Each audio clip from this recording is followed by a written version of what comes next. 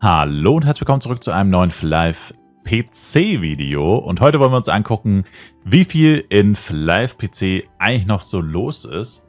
Ich habe mich nämlich eingeloggt und habe erschreckend festgestellt, dass es tatsächlich noch weniger geworden ist über die letzten Monate, I guess. Obwohl sogar erst im Dezember ein neues Update kam, und zwar V24. Und ja, hat sich wohl nicht ultra positiv ausgewirkt. Also auf den deutschen Servern war es sehr wenig, und das hat mich dazu bewegt, es mal wieder zu einer Server-Rundschau kommen zu lassen. Und das heißt, wir gucken uns einfach Flares an. Flares ist also die Hauptstadt. Das, wo die meisten Leute einfach AFK rumstehen, so blöd es auch klingt. Und wir gucken uns an, wie viele Items im Auktionshaus sind. Und das sind die einzigen Indikatoren, die wir hierfür nutzen können. Und damit vergleichen wir einfach mal alle Server und gucken uns eben an, wie viel in Flive PC noch am Start ist. Und wir fangen an mit dem Server Albert, der letztes Mal bei unserer letzten Server-Rundschau von Flive PC tatsächlich auf Nummer 1 war, unangefochten. Wobei man sagen muss, die hatten tatsächlich noch einen relativen Boost, weil genau da, wo ich tatsächlich die Server-Rundschau gemacht habe, war gerade ein Moderator am Start, hat Moderator-Buffs verteilt, die ja 1 Stunde halten und so. Und ja, da war so ein kleines Mini-Community-Event, könnte man fast sagen. Aber jetzt auch nichts Gewaltiges. Also war, wenn überhaupt, nur ein minimaler Buff dafür. Auktionshaus befinden sich 1229 Items. Das ist, ja, nicht sehr viel, kann man sagen.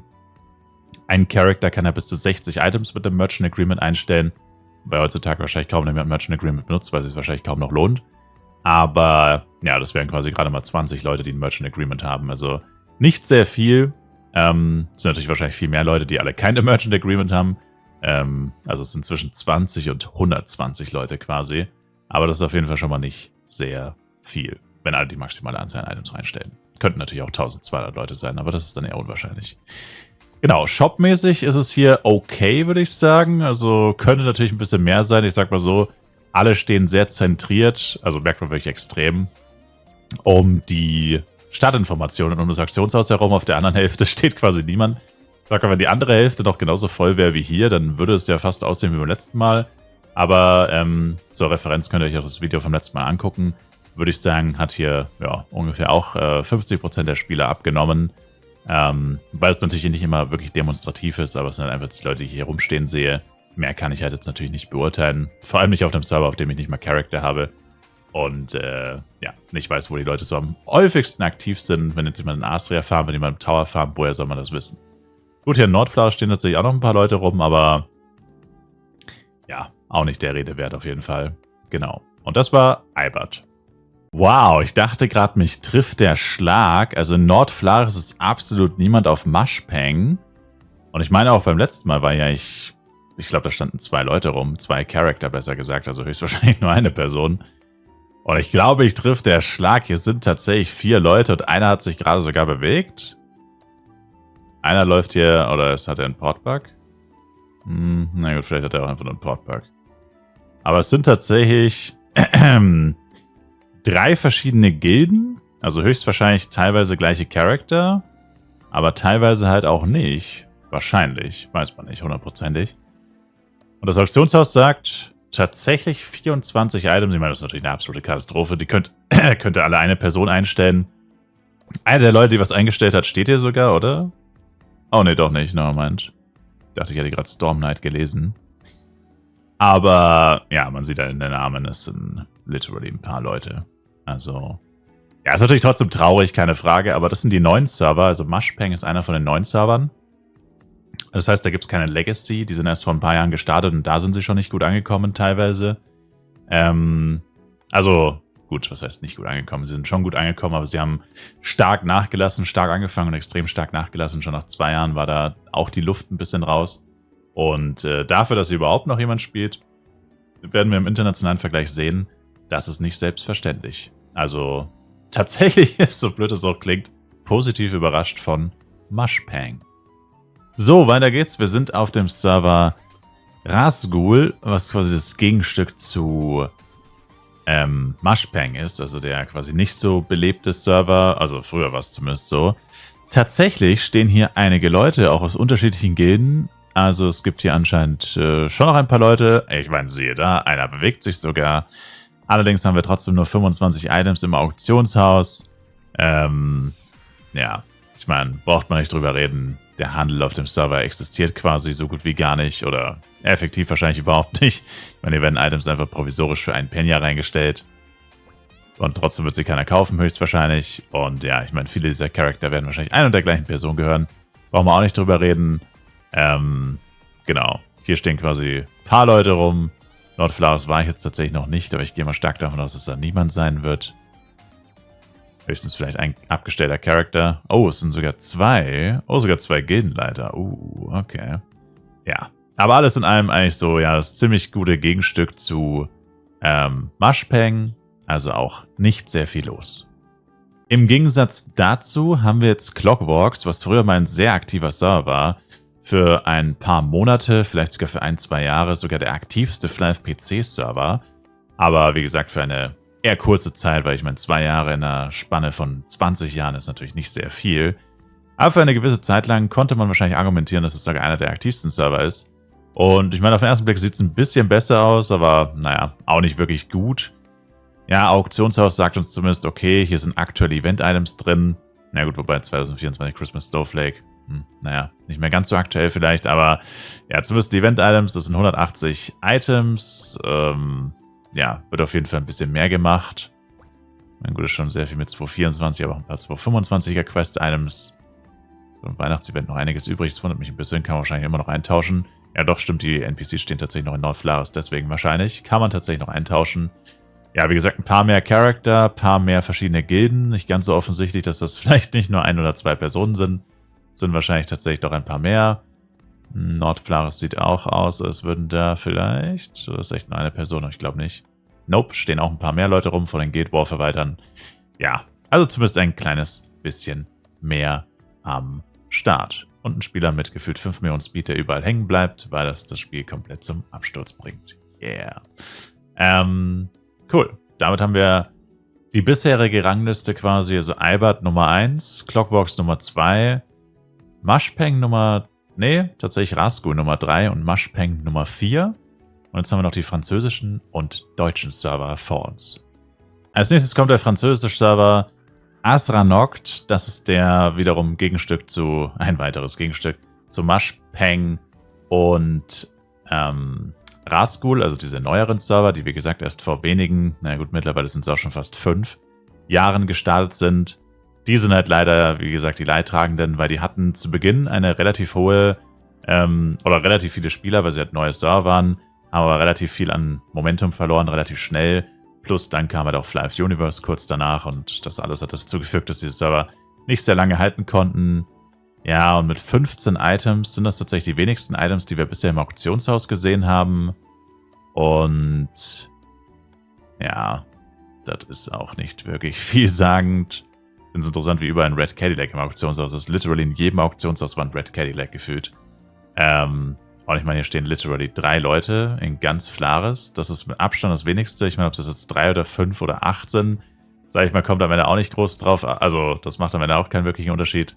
Aber 3 ist tatsächlich das, was wir jetzt hier am bisher niedrigsten Punkt gesehen haben. Etwas besser sieht es dann wieder auf dem alteingesessenen Server aus. Ach, die französische Tastenbelegung ist so dämlich.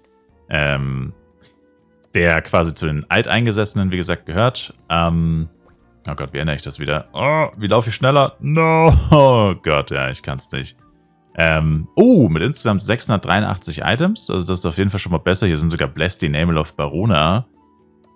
Für 2 Milliarden, das ist ziemlich günstig. Great Eve für 100 Mio? Ja, damn. Das ist actually... Da gibt es sogar coole Items für relativ wenig Geld tatsächlich. Das wundert mich aber. Wieso heißen Worns auf Französisch Baguette? Baguette de Lusaka. Damn, das wusste ich gar nicht. That's pretty funny. LMAO. Naja, okay. Ja, wie gesagt, sieht auf jeden Fall schon mal nicht schlecht aus. Ich weiß nicht, wie ich das wieder rückgängig mache. Jetzt bin ich nicht mehr langsam. Das war die Taste S tatsächlich. Ja, die französische Tastenbelegung ist ultra weird. Sehr, sehr weird. Auf jeden Fall sind ja auch ein paar Shops tatsächlich. Das ist einer der wenigen Server, auf denen wir überhaupt mal Shops gesehen haben. Habe jetzt gar nicht drauf geachtet, aber ja, tatsächlich sind hier ein paar Shops. Es waren nur 5.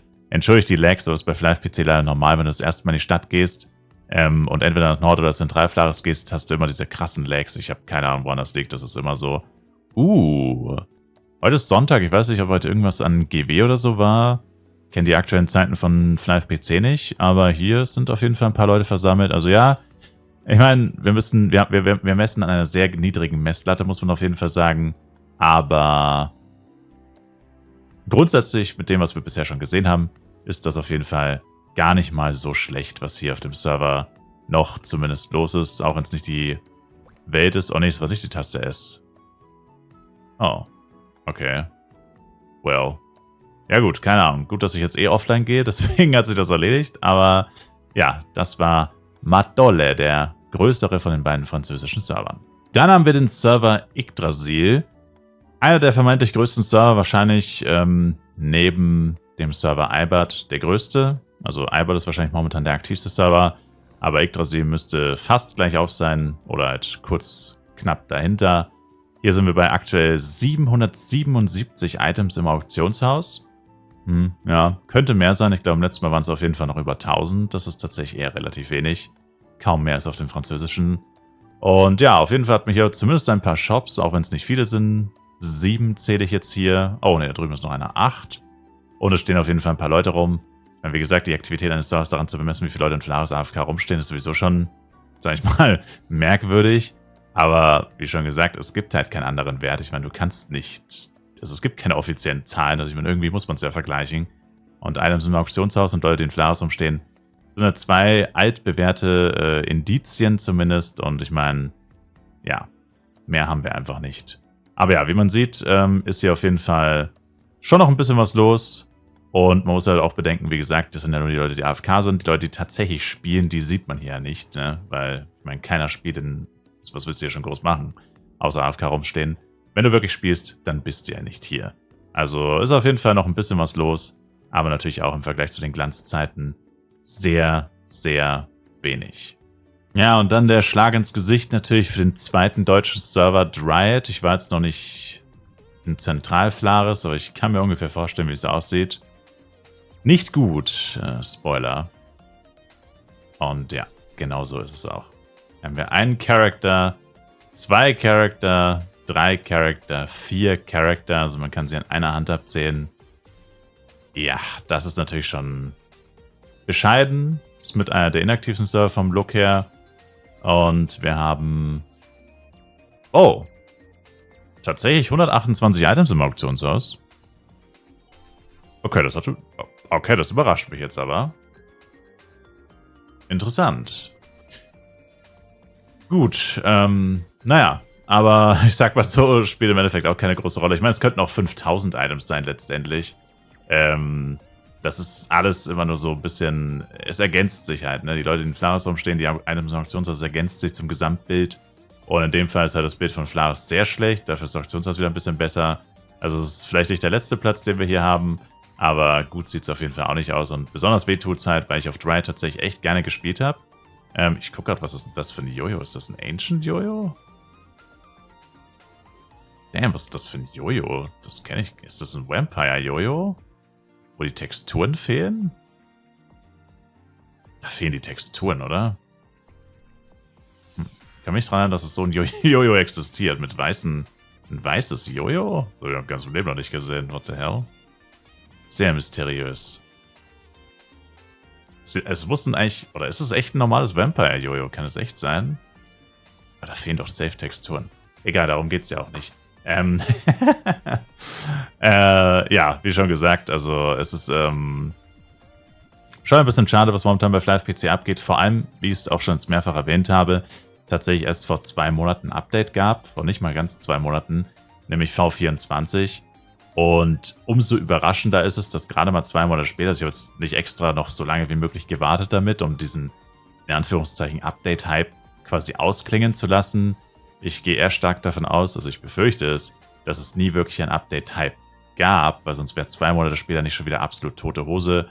Und wie gesagt, bei der letzten Server-Rundschau könnt ihr euch gerne angucken, das ist quasi das gleiche Video für 2024. Und da war es tatsächlich so, dass es eigentlich besser aussah. Also es sah tatsächlich besser aus damals.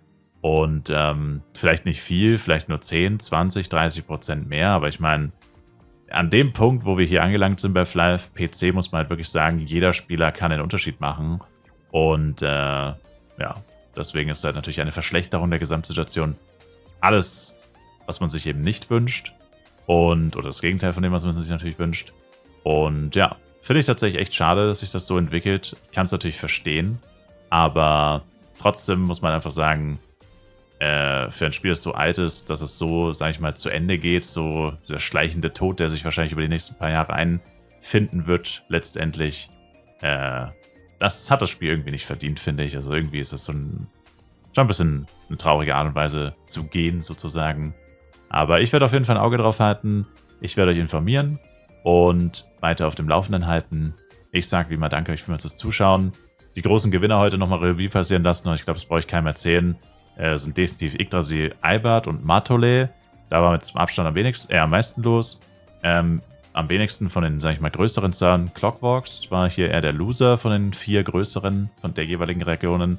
Und dann natürlich die 4 Zweitserver, also Rasgul, Mushpang, Dryad und Arken. Der zweite französische Server, keine Ahnung. Ja, die 4 braucht man gar nicht groß erwähnen. Die 4 zusammen machen nicht mal wahrscheinlich das gleiche wie Yggdrasil oder Eibert aus. Also das ist schon irgendwie crazy, dass die einfach nicht zusammengelegt werden. Ergibt, finde ich, keinen wirklichen Sinn. Weil es würde wahrscheinlich sowieso nichts ändern. Die 10 Leute, die da aktiv spielen, als ob die irgendeine Auswirkung auf den anderen Server hätten. Glaube ich jetzt eher weniger. Und selbst wenn, an dem Punkt ist es, glaube ich, auch schon egal. Aber ja, danke euch auf jeden Fall, wie gesagt, vielmals fürs Zuschauen. Schaut gerne im Livestream vorbei. Ich streame jeden Tag live auf Twitch. Link dazu in der Videobeschreibung. Und dann sehen wir uns auf jeden Fall auch im nächsten Video wieder. Bis dahin, macht's gut, haut's rein und ciao, ciao.